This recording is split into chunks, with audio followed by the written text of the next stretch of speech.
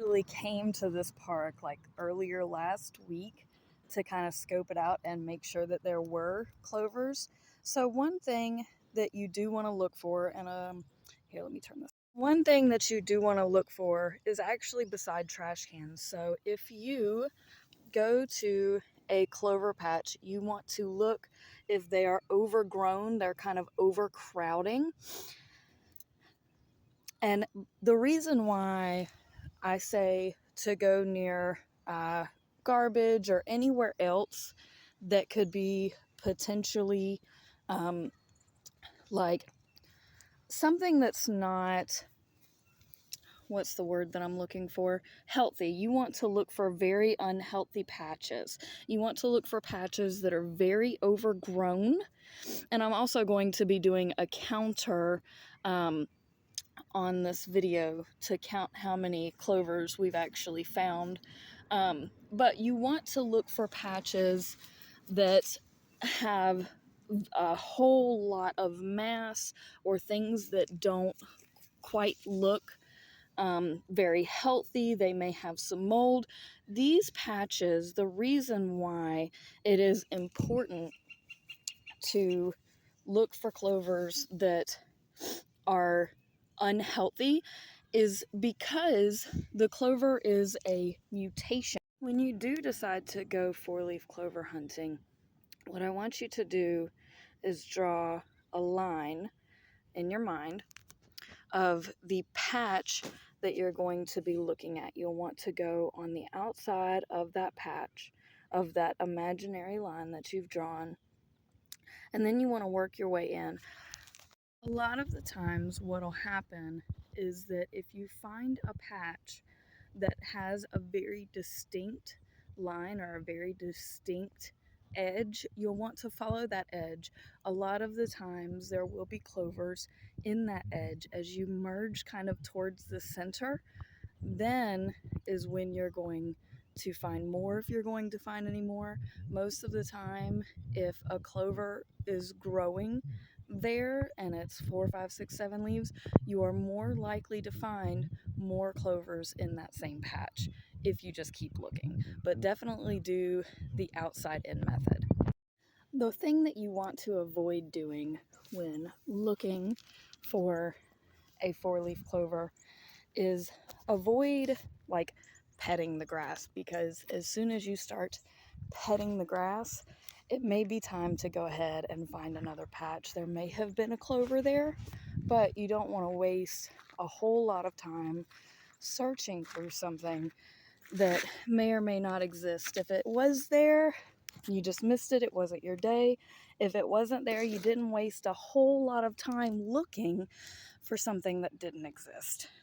Remember to move around. Don't just stay in one place, right? Unless you find a clover there and then you want to hang out. Like here, you'll see we've already found one. And that means that I'm going to stay around this clover patch until I feel like I have found all the other ones that I'm looking for. Now you'll see I am not pulling this up by the root because you want another one to grow back in its place. Now you can't really tell because I have no camera skills and I'm videoing this with my phone and my laptop, but you see at the base of this, if my phone will ever actually come to focus, but at the base of this clover you can see it's a little more distorted, but that is a beautiful little four-leaf clover that we found. So we want to hang out at this patch just a little longer to see if maybe we can find a few more, because most of the time clovers will group together if they are in an unhealthy way. So we're going to hang out here just a little bit longer to see if we can't find some more. Once you do find a clover, you don't want to wait all too long to go ahead and start the drying process. So what I'm doing now is walking back to a little workbench space, because this park thankfully has a lot of seating, and I'm going to set up sorry, I keep looking down to see if I can't find some more. Um, we're going to go ahead and set up so that we can get him comfortably started in a drying process, and then we'll go back and look for some more.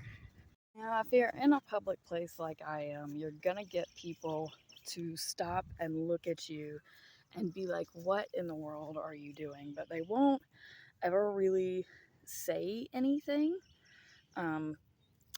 But they'll just see you looking through grass and kind of wonder what in the world you're doing. That just kind of comes with the territory, unfortunately. And, I try to find more secluded places so that I don't get gawked at like that. But sometimes it's unavoidable. But if I ever do have someone stop me and ask me questions, that's part of the reason why I like to keep an extra clover with me so that I can give it to them. Just be like, I'm doing some four-leaf clover hunting and I wish you the best of luck, is usually what I end up doing.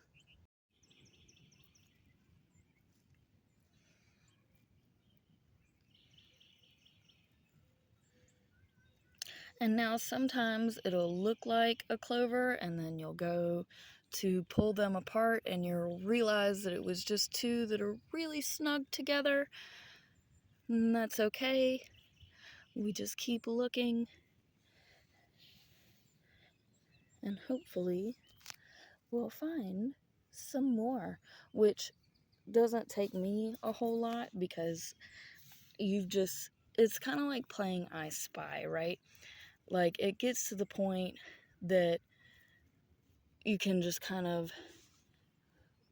pick it out because you're so used to looking for the small details, the small little differences. And you see, I just come right over to a new little patch. I didn't really find any over there, so I just keep moving, and that's okay. And as soon as I see a spider or a bug that I'm not comfortable with, I get up and move on because that's their territory. I'm not about to mess with something's environment like that because I don't feel like getting bit or messed with either. So I just move on. One question that some of you might be wondering is, well, how did you really get started collecting clovers? Like, what was the inspiration? And when I was a kid, I had, we had all gone outside as a class, right, to go look for clovers. And I'm the kind, I want it, I want to be the one, right? I don't want somebody else having attention. I have a Leo moon, and oh, did we just find? No, these are just two stuck together. So we all went outside as a group, as a class, and this little boy found a clover. And the teachers got really excited. And then it was like, as soon as he found it, they all went inside so that way they could go ahead and dry it real quick for him. And I was really disappointed. And I was like, you know what? I want to find clovers. And so here we go. Here's another one. And again, you don't want to pull it out by the root. So we're going to hang out at this patch for a minute. But I was like, I want to find clovers. And then it got to the point in my life where I thought I was really unlucky. Like I felt really unlucky in my life. There was a lot of things that had happened that had come up. And I was like, if I just get a clover, if I can just find a clover, then my luck will change. And I didn't find my first clover until I was 16 years old. And my boyfriend at the time, it was a 7-leaf clover, first one I had ever found. And my boyfriend at the time stole it from me. So that was very upsetting. But yeah, I just felt super unlucky in life. And I will say the more that I have found clovers, the luckier I feel like I've become. So it doesn't look like there's really any more that's super visible standing out in this patch. Just because you find one that's good doesn't necessarily mean that there's any more. But sometimes it does. Sometimes it does. It just depends. And there are times that I like to look at the back, especially if the stem is rather wonky. But it doesn't look like there's any more really in this patch, so we're going to move on. And I just moved to the patch right beside where that was. We're going to look through some of these smaller ones. I don't typically like really looking through the smaller ones because they can grow so large, and I like to find them when they're really big and really easy to spot, which it doesn't look like there's any in this area either. Now you could bring a magnifying glass if you so desired. I don't personally do that, as complete preference and optional. Everything that you do, you're a human and you have whatever rights your country gives you. But yeah, and I don't want you to get discouraged if you're not finding one immediately. Again, it took me 16 years to find my first one, and it's almost like as soon as you find your first one, you're lucky enough to be able to find more. So I don't want you to be like, oh my gosh, you're making it look so easy. I have literally been looking my entire life. So don't think just because you're not finding any that they're not out there. Obviously they are, or I wouldn't be finding them everywhere. And I do make some money off of making things out of clovers. Obviously some are worth more than others, just depending on the size and, you know, whether or not they have any coloration or discoloration. Like something like this, if that was sold, it wouldn't come with as much money because of how discolored and kind of yucky it looks. But regardless, we just gonna keep looking. And if I find another one, I will pull the video back up. 4-leaf clover hunting should be easy and fun. It shouldn't be something that like you're really discouraged about. It shouldn't be something that, oh, I didn't, you know. It should be, if you're not enjoying it, you don't need to be doing it, right? So it should be easy in the way that, you know, you're not spending a whole lot of time at any one patch. You know, you can just keep walking, you can just keep moving, keep looking. And it should be fun because when you finally do find one, it should be like, oh, I found a clover. How exciting. And then you go do what you gotta do with it. One of the reasons why I say create a barrier or a line is because if you're looking everywhere, you're gonna get overwhelmed, especially if you're not used to really looking for 4-leaf clovers. So this small space allows you to keep confined, and then you can slowly search inwards to see if maybe there is one in the patch. But I don't want you to get overwhelmed looking at all of them, right? So we want to stick to a small grid, work our way in and around in like a however you need to do it, right? And if you don't find any there, move on. So because it is a mutation, I usually don't stop for like really tiny patches, but there are some times that you don't know what's happened to that area around it, or what chemicals or what things may have mutated it. So I don't want to dissuade you from looking in smaller patches, but smaller patches usually, unless they've had something happen to them, don't have like as great of a yield of clovers as some of these really big overgrown patches do. So here we go. This is, I believe, our third one of the day.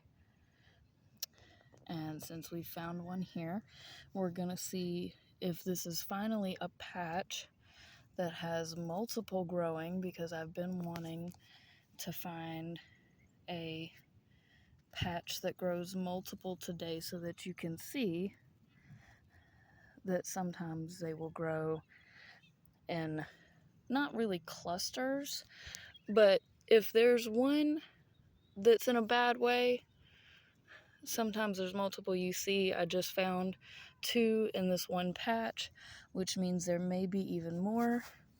So I am going to continue trying to find more in this little section.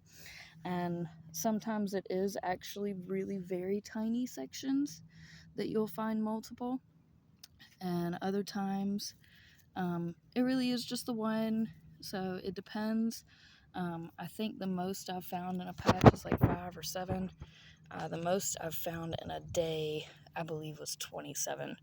So I am on 4 now, I believe.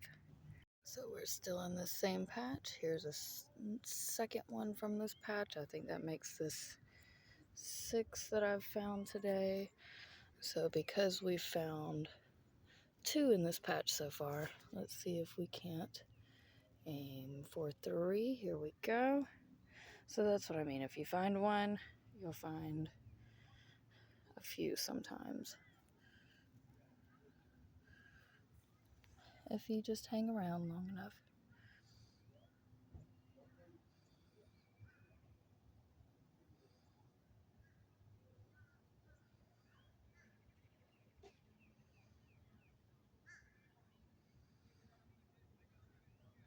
So I swear this one little patch, here's one, and I'm still in the same spot that I have been for several minutes. Here's another one right beside it. I'm sure if you give me another second, I'll find another one. But this is what I mean by when you find a patch that has one, hang around, because they'll usually have more than one. I can't guarantee you that, but it's more likely than you think.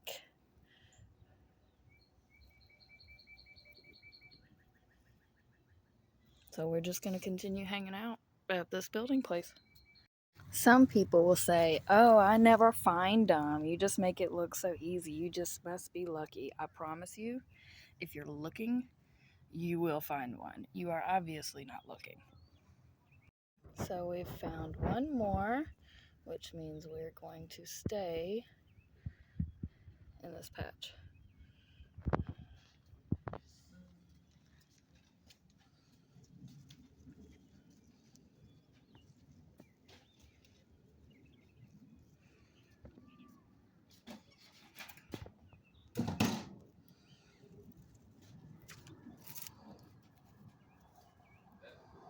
What's that?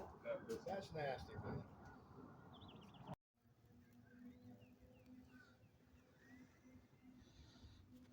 Is this a 4-leaf clover? Or is this just 2? No, this is just, I think. Yeah, this is just 1 leaf. That's, oh, no. Huh. Still, I had to pull it apart, so I'm just going to put it back. But there are definitely mutations in this. So you see where we're at. We're just at the back of some building where we found all these.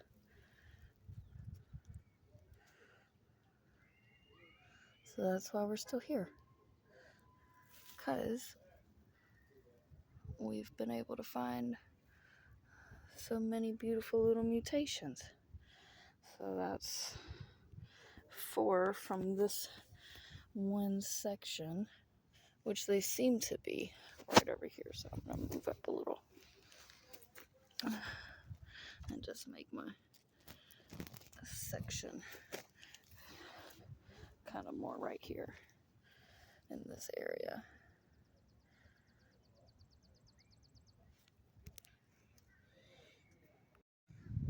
Found one more, but decided to give some of my other ones away that I already collected so that I don't have to dry them. But I'm still finding them in this one little patch. So I think I've found the first 5-leaf clover of the day,